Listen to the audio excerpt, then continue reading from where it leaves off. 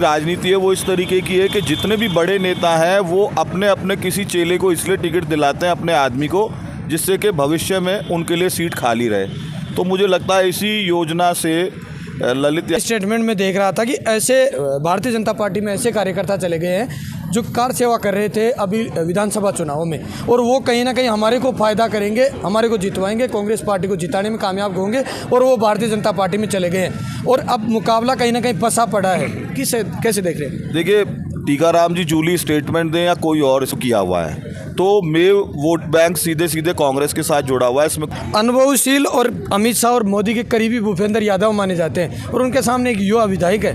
Debate दे पाओगे या चुनाव मुकाबले का रहेगा? लगभग एक अलवर में लोकसभा चुनाव 19 अप्रैल को है और लोकसभा चुनाव की चर्चाएं तेजी पकड़ ली है। आज अलवर की रामगढ़ विधानसभा पड़ती है, रामगढ़ विधानसभा के अंदर मौजूद हैं। रामगढ़ विधानसभा से भारतीय जनता पार्टी के प्रत्याशी जय आहूजा जी हमारे साथ है। बातचीत करते हैं किस तरह का माहौल देख रहे हैं, रामगढ़ का जातिगत समीकरण, चुनावी समीकरण क्या रहेगा। जय आहूजा जी, क्या लग रहा है, चुनाव आगे अगले महीने में चुनाव है, किस तरह का क्या माहौल देख रहे हैं जनता का? मैं लगातार क्षेत्र में सक्रिय हूँ और बूथ और शक्ति केंद्रों पर स्वयं जा रहा हूँ। जितने भी हमारे सीनियर कार्यकर्ता हैं सबकी ड्यूटी बूथ और शक्ति केंद्रों पे लगी है। हम बूथ स्तर का जो हमारा नेटवर्क है उसको बहुत तेज़ी से रिवाइव करके काम पे लगे हुए। आज तक की स्थिति ये कि कांग्रेस कहीं फील्ड में नज़र नहीं आ रही है।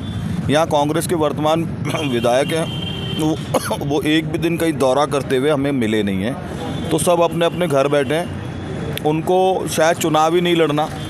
और जो कांग्रेस की राजनीति है वो इस तरीके की है कि जितने भी बड़े नेता हैं वो अपने अपने किसी चेले को इसलिए टिकट दिलाते हैं अपने आदमी को, जिससे कि भविष्य में उनके लिए सीट खाली रहे। तो मुझे लगता है इसी योजना से ललित यादव जी बड़े अच्छे प्यारे हमारे छोटे भाई हैं, यूनिवर्सिटी में जनरल सेक्रेटरी भी रहे हैं, कभी मेरा परिचय भी है।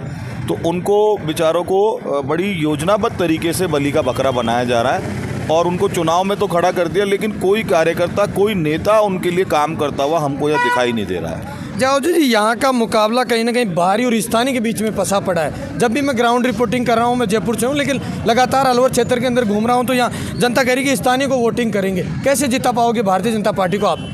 देखिए, लोगों को काम से मतलब होता है। अगर बाहरी और स्थानीय वाली बात होती तो माननीय मोदी जी गुजरात से जाके लाखों वोटों से चुनाव नहीं जीतते वाराणसी में। माननीय भूपेंद्र यादव जी ने मेरे विधानसभा क्षेत्र का खेड़ा महमूद गांव कब से ही गोद लिया हुआ है, और परवणी के पास में एक और गांव है राजगढ़ विधानसभा में, वो भी गोद लिया हुआ है। डेवलपमेंट के इश्यूज़ में वो सतत हमसे संपर्क में रहे। हमारे एक आग्रह पे उन्होंने गोविंदगढ़, जो अलवर से 1 घंटे की दूरी पे, वहाँ एक फ़ोन पे प्रयागराज एक्सप्रेस का ठहराव करा दिया। पूरे इलाके में खुशी का माहौल है। आप सोचिए, मेरे जैसे आदमी को कार से गोविंदगढ़ पहुंचने में 1 घंटा लगता है। आम आदमी जब बस से जाता है तो गोविंदगढ़ से अलवर 2 घंटे में पहुंचता है, फिर ट्रेन पकड़ता है, फिर कहीं और जाता है। 7 करोड़ रुपए का नवीनीकरण का काम हमारे गोविंदगढ़ स्टेशन का आया है। चुनाव हारने के बाद भी मेरे आग्रह पर और हम सब नेताओं के आग्रह पर दिया कुमारी जी ने 5-5 करोड़ की रोड हमको सैंक्शन करके दी हैं। जल जीवन मिशन के रुके हुए पैसे आ गए हैं। तो जनता ये देख रही है कि भारतीय जनता पार्टी समाज के अंतिम व्यक्ति का हाथ पकड़ के उसके जीवन को ऊपर लाने का काम करती है, अंत्योदय का काम करती है। उस आधार पे मोदी जी के नाम पे और भूपेंद्र यादव जी की एफिशिएंसी और कर्मठता के नाम पे हमको भरपूर वोट मिलेगा। हम 2014 में 2.25 लाख से जीते थे, 2019 में 3.25 लाख से जीते थे। रामगढ़ और राजगढ़ लक्ष्मणगढ़ इस एरिया में लगभग क्लीन स्वीप एक तरफा रहेगा। अभी पिछली बार यहाँ से 33,000 की लीड थी, हम लगभग 50,000 की लीड एक्सपेक्ट कर रहे हैं जब हम गांव-गांव में जा रहे हैं। तो जिस तरीके का माहौल है। जय आहूजा जी, यहाँ से नेता प्रतिपक्ष हैं कांग्रेस पार्टी से टीकाराम जूली, वो कल भी उनका स्टेटमेंट में देख रहा था कि ऐसे भारतीय जनता पार्टी में ऐसे कार्यकर्ता चले गए हैं जो कार सेवा कर रहे थे अभी विधानसभा चुनाव में, और वो कहीं ना कहीं हमारे को फ़ायदा करेंगे, हमारे को जितवाएंगे, कांग्रेस पार्टी को जिताने में कामयाब होंगे, और वो भारतीय जनता पार्टी में चले गए हैं और अब मुकाबला कहीं ना कहीं फंसा पड़ा है। कैसे देख रहे हैं? देखिए, टीकाराम जी जूली स्टेटमेंट दें या कोई और स्टेटमेंट दें, उनकी मर्जी है, हम उनका किसी का रोक नहीं सकते लोकतंत्र में। लेकिन फील्ड में एक भी आदमी नहीं है। जितने भी कांग्रेस के नेता हैं वो स्टेटमेंट तक सीमित हैं। हम सड़कों पे गाँव के अंतिम छोर तक जाके अपने बूथ के कार्यकर्ता के साथ काम कर रहे हैं। आज तक कभी ऐसा नहीं हुआ कि लोकसभा के प्रत्याशी ने चुनाव शुरू करने से पहले अपने बूथ स्तर के कार्यकर्ता से बैठक करी हो, 1-to-1 संवाद किया और एक एक व्यक्ति से परिचय किया हो। भूपेंद्र यादव जी ने पैटर्न को ब्रेक किया है और अपने अंतिम छोर के कार्यकर्ता और अपने अंतिम छोर के नागरिक के उत्थान और सहयोग के लिए काम करेंगे, ऐसा उनका मंतव्य उन्होंने आते ही स्पष्ट कर दिया है। तो मुझे नहीं लगता कि इस चुनाव में कोई भी दिक्कत आएगी। मोदी जी की योजनाओं के नाम पर मोदी जी ने हमारी बहनों की रसोई को धुआं मुक्त किया है, हमारी बहनों के घर तक नल से जल पहुँचाने का काम किया है, हमारे लोगों को कैटल शेड्स मिले हैं, गरीब लोगों को प्रधानमंत्री आवास के घर मिले हैं, किसान सम्मान निधि मिलती है। इतनी सारी योजनाएं मैं गिनाते गिनाते थक जाऊंगा और आप भी गिनते गिनते थक जाओगे। तो लोगों को उन योजनाओं का सीधे लाभ मिलता है। एक प्रजावत्सल राज्य की स्थापना के लिए, प्रजा को चाहने वाले राज्य की पुनर्स्थापना के लिए जनता मोदी जी को वोट देगी, इसमें कोई संशय नहीं है। जाओ जी, आप चुनाव लड़े थे, चुनाव आपने डिफाल्ट खा गए जुबेर खान के सामने। किस तरह से देख रहे रामगढ़ सीट को, किस तरह से देखते हैं? चुनावी समीकरण क्या रहेगा, कैसे वोटिंग रहेगी, ऐसी वोट बैंक क्या रहेगा? और भी मे वोटर से बात करते हैं तो वो टोटल बात कांग्रेस की करते हैं। देखिए, कांग्रेस ने तो पूरे मेवात की हर सीट को मेव रिजर्व किया हुआ है, तो मेव वोट बैंक सीधे सीधे कांग्रेस के साथ जुड़ा हुआ है, इसमें कोई दो राय नहीं है। कुछ लोग हमारे साथ भी हैं पर 99% वो उधर ही हैं, तो उनको हम गिन के भी नहीं चलते हैं। बाकी सब लोगों की तेज़ी से घर वापसी हो गई है और तेज़ी से लोग जुड़ गए हैं और मोदी जी के नाम पे किसी के मन में कोई संशय नहीं है। मोदी जी के साथ में सब खड़े हैं। लोकल राजनीति के कई कारण होते हैं। इस धरती पे 100 करोड़ हिंदू इसलिए क्योंकि हमारे पुरखे धर्म देते थे तो अपने धर्म पे कायम रहते थे। अब की बार ऐसा हुआ कि बहुत सारे लोगों ने झूठा धर्म दिया लेकिन पार्टी के साथ नहीं रहे। सबने अपनी गलती को रियलाइज़ किया है और हमने भी सबसे विनम्रता और सम्मान से बात की। अपने लोग हैं, सुबह का भूला अगर दिन में घर लौटता है, हम तो शाम तक भी नहीं रुके, दिन में ही लौटा लिया हमने सबको। तो पार्टी पूरी एकजुट है और पूरे लोकसभा में जो कार्यकर्ता संवाद के कार्यक्रम हुए, बूथ संवाद के कार्यक्रम हुए, उसमें से टॉप कार्यक्रम रामगढ़ का माना गया। आज भी माननीय जिलाध्यक्ष जी कह रहे थे कि जितने भी कार्यालयों के उद्घाटन में गए हैं उन सब में सबसे ज़्यादा अच्छा कार्यालय का उद्घाटन रामगढ़ का हुआ है। तो जब आपसे गलती हो जाती है तो गलती को सुधारने की कसक बहुत बड़ी होती है, तो वो कसक हमारे लोगों में है। इसलिए हम कटिबद्ध हैं कि 33,000 से पिछली बार जीते थे, 50,000 से कम हम लीड यहाँ से नहीं देंगे अब की बार। रामगढ़ से भूपेंद्र यादव को जिताने के लिए जुबेर जय आहूजा जी कहाँ तक जाएंगे?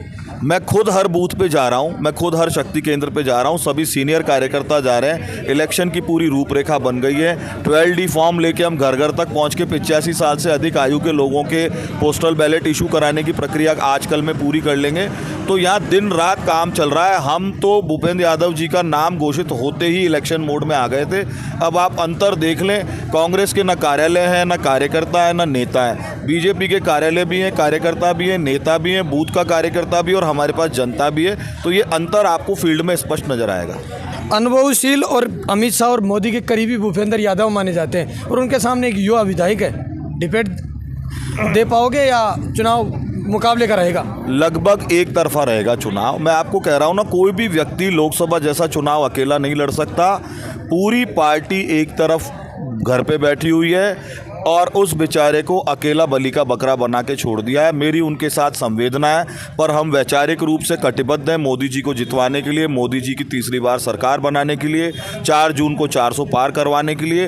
तो हमारे कार्यकर्ताओं को ये पता है कि अगर हमको जीतना है, 400 पार करना है, तो हमको अपना बूथ जीतना है। तो हमारी रणनीति स्पष्ट है। हम हर जगह अपना अपना बूथ जीतेंगे और अपना अपना बूथ जीत करके भारतीय जनता पार्टी को अब तक की सबसे बड़ी ऐतिहासिक लोकसभा में विजय दिलवाएंगे, अपना रामगढ़ से भी और अलवर लोकसभा से भी। अब ये तो आने वाला 4 जून ही बता पाएगा कि अलवर लोकसभा का परिणाम क्या रहता है, लेकिन लगातार बता रहे भूपेंद्र यादव जी का मुकाबला एक तरफा मुकाबला रहेगा।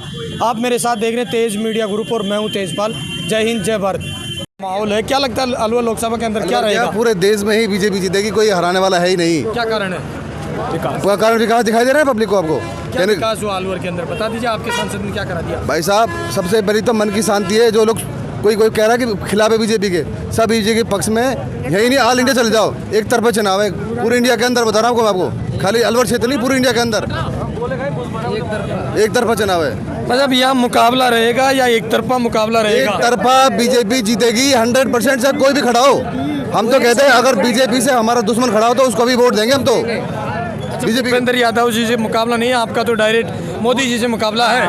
मोदी जी के सपोर्ट है भाई, हम तो मैं दिल से बताऊँ आपको, बता रहे हैं हम बीजेपी के सपोर्टर हैं, हम पार्टी के सपोर्टर हैं। कोई भी खड़ा हो, दुश्मन खड़ा हो, उसको वोट देंगे हम तो। क्या लगता है तो रामगढ़ के अंदर क्या चुनावी समीकरण रहेगा? ललित यादव वोटिंग खींचेगा या नहीं खींचेगा, क्या ऐसा रहेगा? कोई भी हो, बीजेपी जीतेगी, बस मेन बात ये है, बस बीजेपी जीतेगी, हराने वाला ही नहीं है। कोई भी खड़ा हो जाए बीजेपी। का माहौल को देख रहे हो आप, इतना भारी बहुमत से लोग आए हैं और हम लोकसभा चुनाव आज तक ऐतिहासिक वोटों से चुनाव जीतेंगे। अलवर लोकसभा हमारी दिल्ली में हो सकता है हिंदुस्तान में सबसे ज़्यादा वोटों से चुनाव जीत के हम पहुँचे वहाँ पर। अच्छा, अब यहाँ से भंवर जितेंद्र सिंह अलवर राजनीति के प्रमुख माने जाते हैं कांग्रेस पार्टी से, वो कह रहे हैं कि अब की बार ऐसी वोट बैंक को कांग्रेस की तरफ ले जाऊंगा। आप क्या कहना चाहेंगे, उस ऐसी वोट बैंक किस तरफ रहेगा? ऐसा कुछ नहीं है, जनता को बरगलाने के लिए बातें कर रहे हैं। कांग्रेस की तो हालत देख लो, कांग्रेस के सारे लोग बीजेपी में भाग के आ रहे हैं। हम दरवाजा बंद करके बैठे, वो दरवाजा खटखटा के हमारे अंदर घुसे चले आ रहे हैं। ये तो माहौल खुद ही देख सकते हो आप। अच्छा, अब यहाँ का टक्कर तो कांटे का रहेगा, क्योंकि यहाँ जब भी यादव वर्सेज यादव खड़ा किया गया है, कांग्रेस और भारतीय जनता पार्टी के मुकाबला रहा है। आप इस चुनाव को किस तरह से देख रहे हैं? देखो, इस चुनाव के लिए अब आप देख रहे हो बहुत भारी बहुमत से हम चुनाव जीतने के लिए जा रहे हैं, और बाकी तो आप देखोगे जनता जनार्दन आपका करेगी।